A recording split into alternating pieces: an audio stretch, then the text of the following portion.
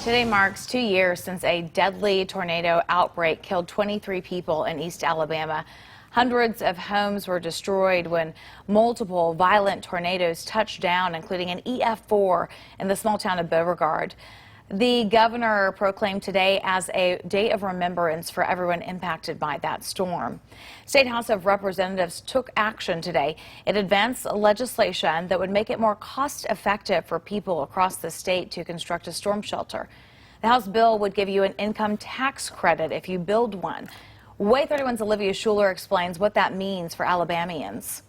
You know, when you put the price on a person's life or your family or anything like that. I've been through too many of these storms, and I don't hardly have a house that doesn't have some kind of safety shelter of some sort in it. Robert Kephardt's home was severely damaged during the 2011 tornado outbreak. At the time, he and his family were in an above-ground storm shelter. So it was like a no-brainer. I mean, as soon as I signed the closing papers on the house, that was the second thing I did, was order a storm shelter. That kind of storm shelter retails for around $5,000 to $8,000.